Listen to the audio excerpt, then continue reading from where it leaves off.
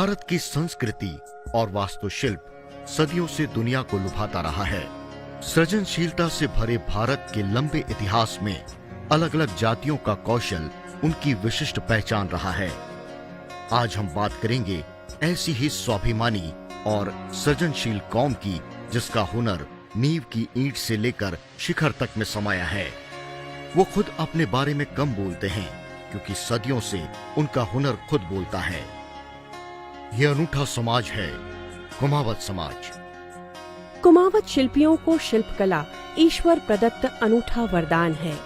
पीढ़ियों से हर काम को विशेषज्ञता और गहनता से करने के आदी रहे कुमावत समाज के शिल्पकारों का ये करिश्मा ही है कि सदियों पहले बनाए गए गढ़, किले, मंदिर और महलों में इन्होंने बाल जितना भी दोष नहीं छोड़ा। खून पसीना सींच मेहनत और ईमानदारी से काम करने में माहिर कुमावतों का कला और शिल्प आज भी सबकी जुबान पर है। जयपुर, आगरा, ग्वालियर, पुणे और देश भर में बनी इमारतों में कुमावत शिल्पियों की आत्मा बसती है। यही कारण है कि इनकी बनाई कृतियों को निहारने के लिए आज पूरे संसार से पर्यटक भारत आता है। इनकी उत्कृष्ट कलाकृतियों को देखकर लोग दांतों तले उंगली दबाते हैं और मंत्रमुग्ध होकर इन रचनाकारों के लिए कह उठते हैं, वाह, वाकई अद्भुत। ताजमहल, संसद भवन, राष्ट्रपति भवन के अलावा मारवाड़, ढूंढाड़, मेवाड़, वागड़ और शेखावटी ही नहीं, पूरे देश में कुमावत समाज के शिल्पकारों की कारीगरी का डंका बजता है।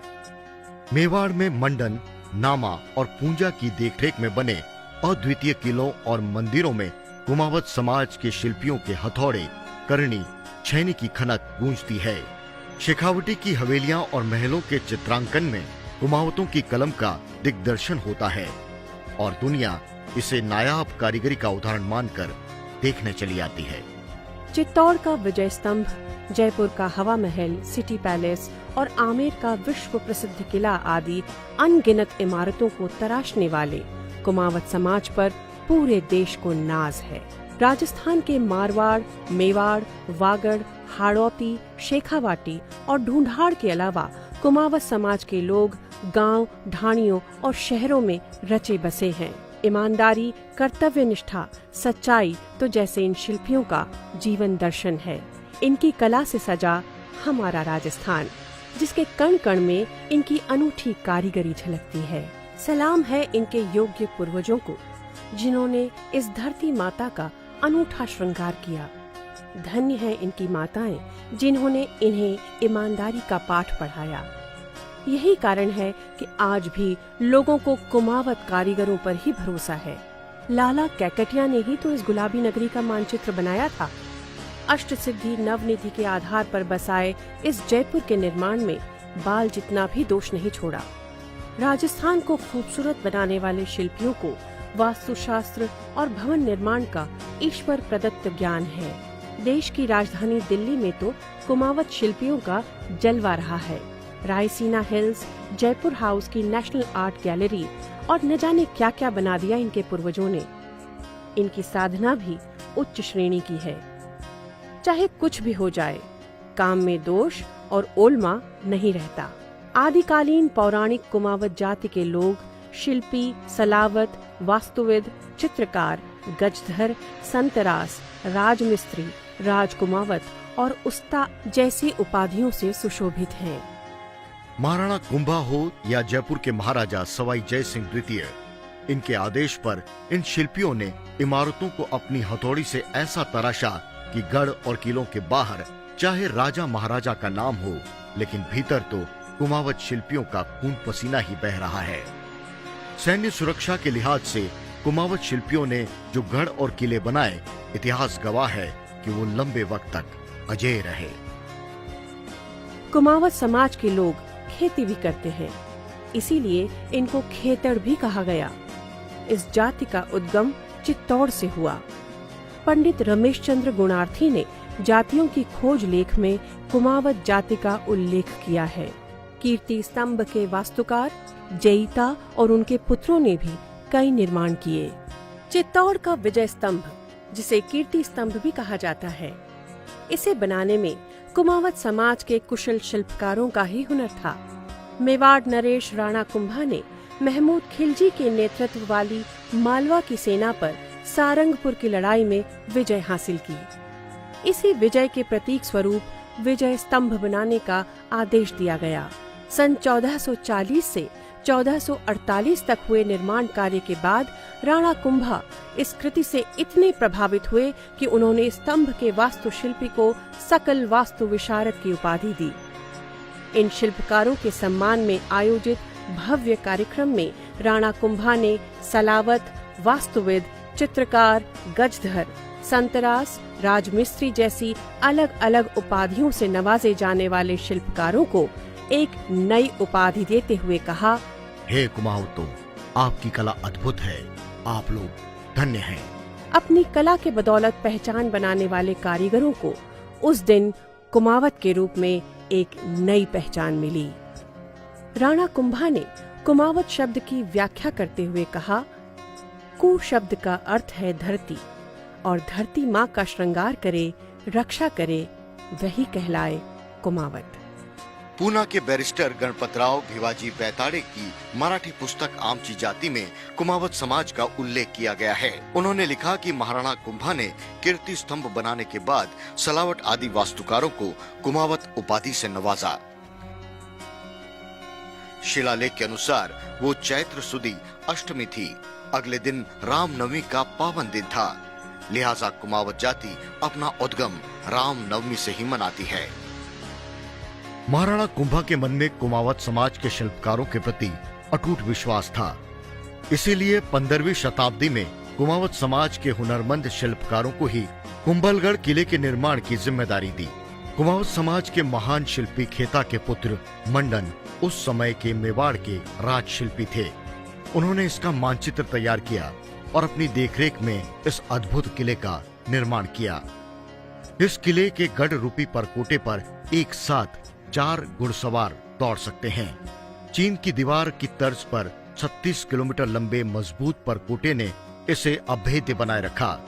इस गढ़ के निर्माण में जेता पुत्र पूजा, नाथा, गोविंद, तेजा, गेंदा, लाला आदि राज मिस्त्रियों का योगदान रहा था।